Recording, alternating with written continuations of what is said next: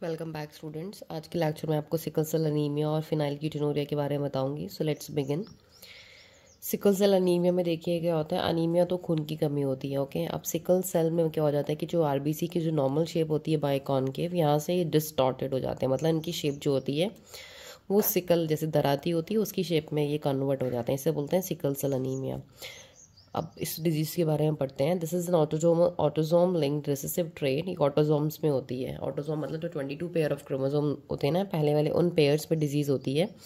Recessive होती है। That can be transmitted from parents to the offspring when both the partners are carrier of the gene. तो parents से offspring में disease कैसे transfer होगी? जब दोनों पार्टनर्स क्या है, कैरियर है, मतलब हेटेरोजाइगस हैं। उनको डिजीज़ तो नहीं है बट वो कैरियर है। The disease is control by a single pair of allele. ये भी जो डिजीज़ है किससे कंट्रोल होती है? सिंगल पेयर ऑफ अलील जिसका नाम है HBA एंड HBS। ये अलील्स का एक पेयर होता है। Out of the 3 possible genotypes only homozygous individuals for HBS, जिनके अंदर HBS और HBS दो जीन्स, ऐसे जीन्स की जो मैचिंग हो जाती है उनको डिजीज़ हो जाती है। वो डिजीज्ड फिनोटाइप शो करते हैं। अगर इनके अंदर HB और HBS दोनों जीन्स कॉम्बाइन हो गए हैं, ये जो अलील्स का ये पेयर हो रहा है हेटेरोजाइगस, मतलब सेम नहीं है, A और एक S है, इसमें SS मतलब होमोजाइगस कंडीशन है। Individuals appear apparently unaffected but they are carrier of the disease. तो इन पर्सनस को डिजीज तो नहीं होगी बट ये कैरियर होंगे, डिजीज कैरी करेंगे बस। As there is 50% chance probability of transmission of the mutant gene to the progeny. 50% इसमें चांसेस होंगे कि अपनी प्रोजेनी में डिजीज को ट्रांसफर करेंगे, इस जीन को, म्यूटेंट जीन को। Thus exhibiting sickle cell trait. The defect is caused by the substitution of glutamic acid by valine. तो ये डिजीज़ कैसी होती है? इस डिजीज़ में क्या होता है कि जो ग्लूटामिक एसिड होता है हमारा 6th पोजीशन पे, इसकी जगह पे कौन आ जाता है? वलीन। जो अगर ग्लूटामिन एसिड हमारा 6th पोजीशन में होगा तो आपकी आरबीसी की शेप प्रॉपर होगी, जो कि बायकॉनकेव आपको इस पिक्चर में दिख रही है। अगर 6th पोजीशन GLU की जगह VAL आ जाता है 6th पोजीशन पे, तो आपके आरबीसी की शेप डिस्टॉर्टेड होकर वो सिकल शेप हो जाते हैं, एलोंगेटेड हो जाते हैं। अब देखिए ये कैसे होता है। हमारा जो नॉर्मल हीमोग्लोबिन जीन होते हैं वो GAG और CTC, ये DNA का जो पेयरिंग होती है ऐसे होती है। जब DNA से mRNA बनता है तो वो बनता है GAG। जब हमारा CAG, TC और CAG जब सिकल सेल जीन्स होते हैं तो इनमें क्या होता है कि जो जीन्स का कॉम्बिनेशन, जो इन्फॉर्मेशन ही गलत आ जाती है ना। देखिए यहाँ पे जो DNA की बेस पेयरिंग है ये गड़बड़ हो गई। यहाँ पे A की जगह T आ गया, T की जगह A आ गया। अब यहाँ पे जो mRNA बना उसने कैसा mRNA बन गया? GUG बन गया, GAG गक था या गुक बन गया। जब A की जगह यहाँ पे U आ गया तो नॉर्मल वाली हीमोग्लोबिन वाला प्रोटीन कैसे बन सकता है? इम्पॉसिबल है ये। अब ये कैसे बना? ये अब नॉर्मल बन गया। तो यहाँ पे इसकी इन्फॉर्मेशन ही गलत आई, जिसकी वजह से 6th पोजीशन पे VAL वैलीन ऐड हो गया और जो haemoglobin chain HBA peptide HBA normal होगी, HBS मतलब सिकल टाइप पेप्टाइड बन गई। तो इससे हीमोग्लोबिन जो पूरा डिस्टर्ब हो गया।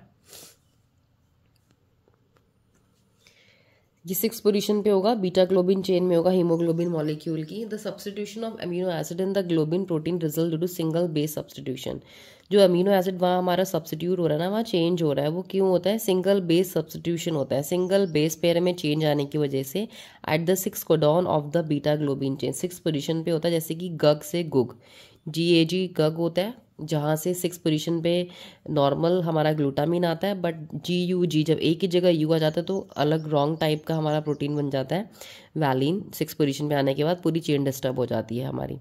The mutant haemoglobin molecule undergo polymerisation under low oxygen. अब ये जो म्यूटेंट हीमोग्लोबिन हमारा बन गया है, इसमें यहाँ पॉलीमराइजेशन, पॉलीमर्स ऐड होंगे लो ऑक्सीजन टेंशन में, causing the change in the shape of RBC. फिर अल्टीमेटली हमारी आरबीसी की जो शेप होगी वो चेंज हो जाएगी from biconcave to elongated sickle like structure.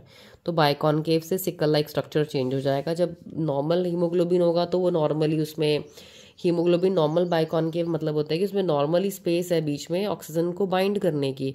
जब सिकल सेल हो जाएगा तो बीच में स्पेस ही नहीं बचेगी, ऑक्सीजन कहाँ बाइंड होगी? ऑक्सीजन जब बाइंड ही नहीं होगी तो लो ऑक्सीजन टेंशन हो जाएगी। जब लो ऑक्सीजन टेंशन हो जाएगी तो फिर क्या होगा? आरबीसी जो होंगे हमारे वो ऑक्सीजन बॉडी में ट्रांसपोर्ट नहीं करेंगे अच्छी तरीके से और उनका पॉलीमराइजेशन हो जाएगा, जिसकी वजह से जो पर्सन्स होंगे इनकी बॉडी में ये शेप जो होगी एलोंगेटेड, ये पास नहीं होंगे आपकी ब्लड वेसल्स में अच्छे तरीके से, तो कोई भी प्रॉब्लम आ सकती है सिकल सेल अनीमिया से ऐसे पर्सन्स में। अब नेक्स्ट डिजीज़ हम पढ़ेंगे फिनाइलकीटोनुरिया। तो ये डिजीज़ देखिए हमारी, ये भी हमारी जेनेटिक डिसऑर्डर है। This inborn error of metabolism is also inherited as the autosomal recessive trait. ये ऑटोजोमल रेसेसिव ट्रेट होती है, ऑटोजोम्स में होती है। The affected individual lacks an enzyme that converts the amino acid phenylalanine into tyrosine. ऐसे individuals के अंदर एक एंजाइम की कमी होती है जो एंजाइम उनकी बॉडी में अमीनो एसिड फेनिलएलानिन को कन्वर्ट करता है टायरोसिन में। तो जो फेनिलएलानिन जो होता है वो हमारा वो टायरोसिन में कन्वर्ट करता है, जो एंजाइम वो उसकी कमी हो जाती है। As a result this phenylalanine is accumulated and converted into fine phenyl pyruvic acid. अब ये जो फेनिलएलानिन है ये कन्वर्ट तो हो नहीं पा रहा टायरोसिन में क्योंकि एंजाइम नहीं कन्वर्ट करने वाला, तो ये बॉडी में एक्यूमुलेट इकट्ठा होने लगता है और वहाँ पे ये कन्वर्ट हो जाता है किसी और फॉर्म में, जिसे बोलते हैं फेनिल पायरोविक एसिड, और उसकी अदर डेरिवेटिव्स अदर फॉर्म्स में ये एक्यूमुलेट होने लगता है। Accumulation of these in brain results in mental retardation. जब ये ब्रेन में ये जो केमिकल आपकी बॉडी में एक्यूमुलेट होगा ब्रेन में, तो मेंटल रिटार्ड, ब्रेन की ग्रोथ नहीं होगी, मेंटल रिटार्डेशन हो जाएगी। These are also excreted through the urine because of its poor absorption by kidney. तो ये जो बॉडी में यूरिन से भी एक्सक्रीट होने लगता है बिकॉज किडनी भी इस केमिकल को एब्जॉर्ब नहीं करती है। तो बाय यूरिन एनालिसिस या यूरिन सैंपल से भी ये आराम से पता लगा सकते हैं कि ये डिजीज़ किसी पर्सन को है या नहीं है। This is all about फिनाइलकीटोनुरिया।